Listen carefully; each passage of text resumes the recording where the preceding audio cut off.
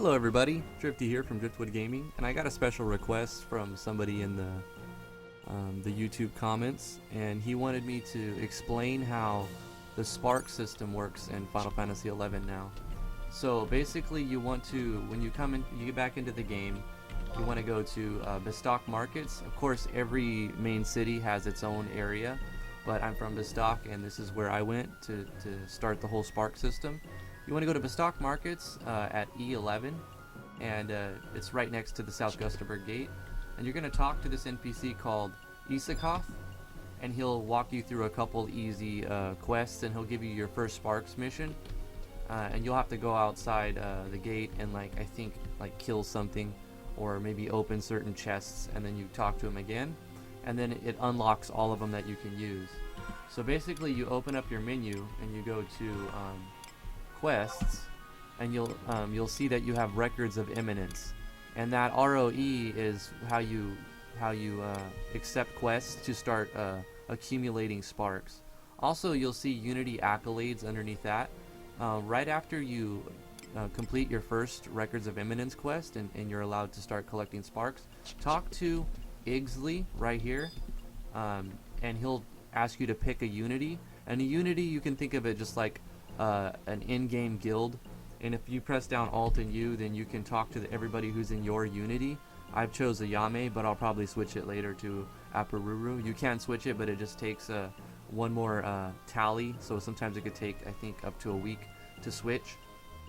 But basically, that'll give you the trust after you do.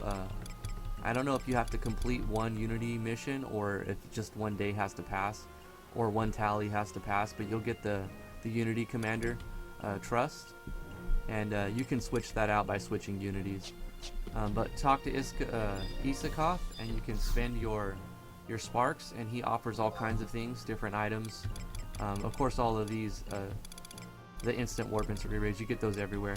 But you'll see these copies of Rim's Tail, and these are used to upgrade your artifact armor and stuff, and some other stuff. He also offers skill increasing tomes that you use, and it has a chance, depending on how high your skill is, to give you, it's a guaranteed skill gain. It has a chance to give 0.1 all the way up to 0.5, and the lower your skill, the higher the chance of getting that 0.5 for it. And they're not that expensive, they're only 200 sparks. What else does he offer? Equipment for all different levels. And the thing that's great about this is, when you get to level 99, you'll be able to buy I level 117 gear, and he offers a bunch of different suits of armor.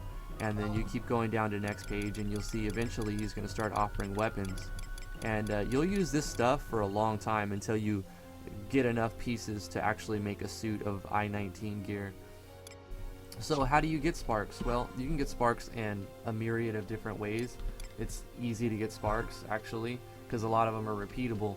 So you'll go to your quests, and you'll go to Objective List under Records of Imminence, and you'll see all of the things that you can do to get sparks. You want to start off with the tutorial ones, run through the basics.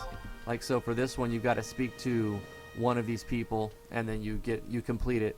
You see at the bottom, it'll say rewards 100 sparks and 300 experience. These tutorial ones are not repeatable, but they're really easy to do, and they're easy sparks. And you get Unity Accolades for some of them as well. You can get sparks for joining, if you're into crafting, you get sparks for crafting items. You can join, you have to do the join one first, and you can join a guild and get sparks for joining a guild. You can accept up to 30 different Records of Imminence quests at the same time, which is really cool, because you can have a lot that are repeating. Combat ones, general combat ones, you want to have these on pretty much on repeat. Like the deal 500 plus damage one is repeatable. These other ones deal 2000 plus damage. You get a good bonus for them, but they're not repeatable. However, the deal 500 plus damage one is repeatable, and this is the one that I get the most sparks and accolades for, especially when you use an Aga spell. If you hit 10 enemies, well, you're gonna get 10 check marks off your number required for deal 500 plus damage if you're doing that much damage. Another one is vanquishing multiple enemies. This one is a repeatable one that I use a lot. I basically keep it on at all times. You can see the green marks that it's repeating. The gray means you've already completed it and it's not repeatable. The white means you haven't completed it yet, or you don't have it accepted. And they do all kinds of things like healing. You can do total healing amount, and then you get sparks for completing that. So if you're a healer, you can make sparks just from healing people. When you collect geodes and crystals, you can get sparks for just collecting crystals. So that's pretty cool. You can keep those on repeat. And then you can specify a region. Like if you're going to be farming a certain region a lot, then you can select the conflict one, the conflict records of eminence for that area, and then any enemies that you kill in that area are going to count towards the number required on that one. If you like hunting down notorious monsters, but they don't drop anything you want, well, you can kill them for sparks now if you want.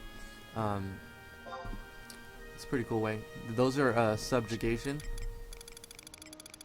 When you finally accept, and these are all the different areas that you can get sparks from. You can get sparks from fishing, harvesting, completing different kinds of content like Reeves and Dynamis and Z&M, all that stuff, Limbus. You get this is where you'll get most of your sparks if you're joining the game with a character that's like maybe a 2008 2009 character, but you haven't played in many years. You're coming back. Go to your achievements after you do the first quest from Issakoff, and just go down here and start marking off ones that you've already completed, and you'll just get rewarded immediately. If you're level 30, say your thief is level 99, well then you can just go level 30 thief, select that one, and as soon as you accept it, you complete it. But be careful, because once you reach the cap of 50,000, you won't get any more, so you want to spend them. That way you're not just wasting them. That's pretty much it. Little rundown of how the spark system works, and you can get all kinds of really powerful items. Unity, I will go over one more thing. They added really hard notorious monsters now, and some of my favorite things are fighting the UNMs. I believe the person who requested this video called it an HNM, but it's actually a UNM that I was fighting, the Ayapeka. You can select Unity, and then you go to Wanted, and then you can select which Unity notorious monster you want to fight. And they're different levels, but most of them are really tough. And like this one, it says recommended level 122. That means the Emperor Arthro is level 122 Unity notorious monster. And there's not a lot of information out on all of these yet, but there is briefly.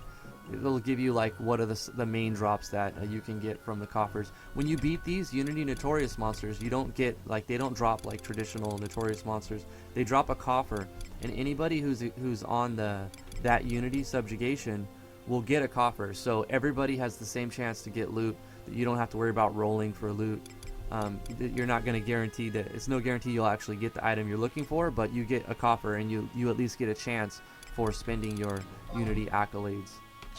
So that'll do it for this video. I hope this clarified how the spark system works, and hope to see you in Final Fantasy XI. If you do decide to get back into the game, hit me up. I'm on the Odin server. I don't know what server you play on, but if you are playing on the Odin server, or if you're going to start over, try to get on Odin server. My character's name is Edmund, but send me a friend request and we'll go kill some Unity notorious monsters. Alright, that's going to do it for this video. Thank you guys for watching. Give it a thumbs up if you like this sort of content. If you have a special request, just leave it in the comments of any of my videos. I read all my comments, as I only have 60 something subscribers. So I will read them and I will get back to you. If you are into RPG Maker MV, I'm doing a lot of video tutorials on that right now, but I'll let you guys go. Thank you for watching, and we'll see you guys in the next video.